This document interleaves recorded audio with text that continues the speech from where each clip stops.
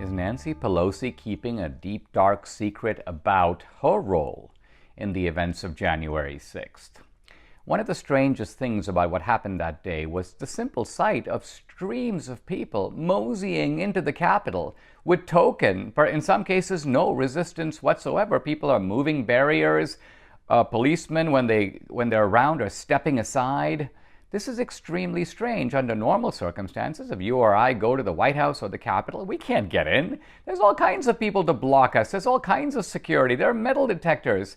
So the unobstructed ease of access of all these people, of a crowd of people to get into the Capitol is a mystery. Now, as we learn information about all this, we discover that Trump offered 10,000 National Guard troops to protect the Capitol. This offer was declined. We also find out that Steve Sund, the U.S. Capitol Police Chief, called for National Guard backup 2 days before January 6th. His offer was declined, and declined by whom? Declined by the Sergeant of Arms working in cohorts in consultation with Nancy Pelosi's office. It's kind of an odd fact, but apparently the Capitol Police are under the control of the Congress, in other words, of the Speaker of the House, not under the control of the White House or of Trump. So Nancy Pelosi is involved in this. And so she, in a sense, says no to added security. Muriel Bowser, the mayor of D.C., says no to added security.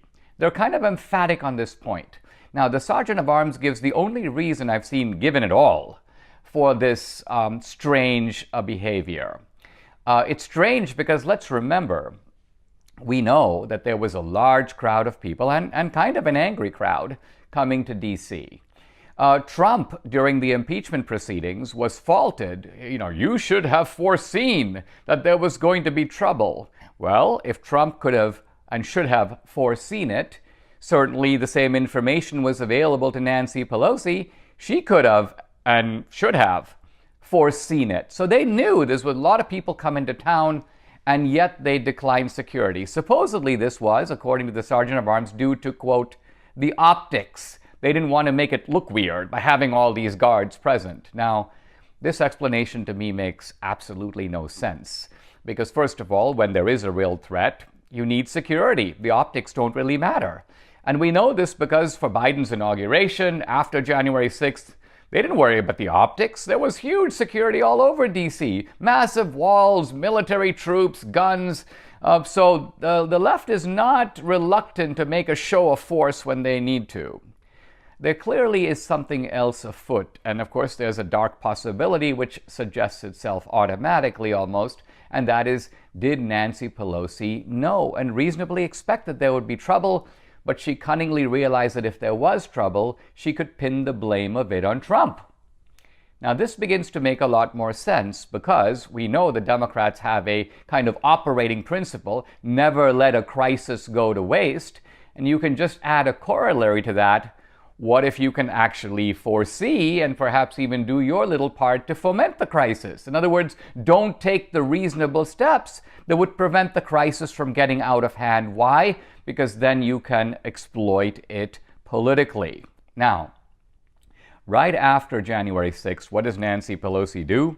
She fires the Sergeant of Arms. She fires the Capitol Police Chief Sund.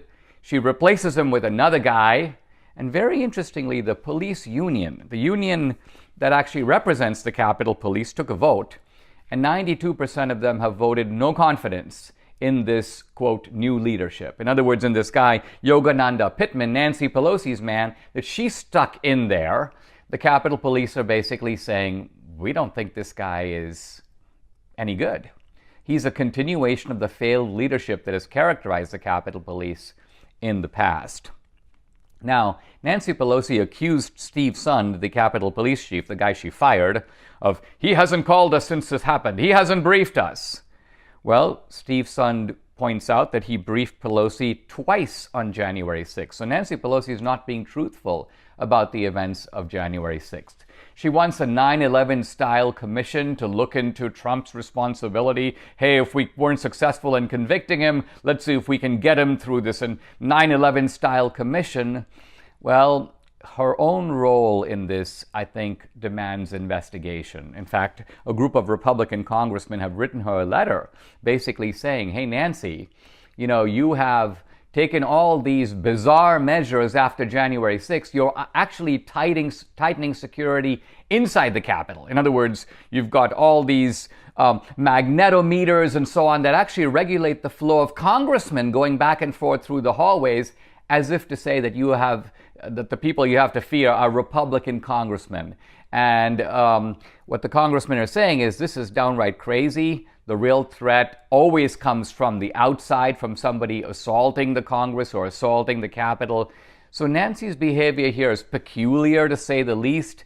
Does it have a nefarious motive?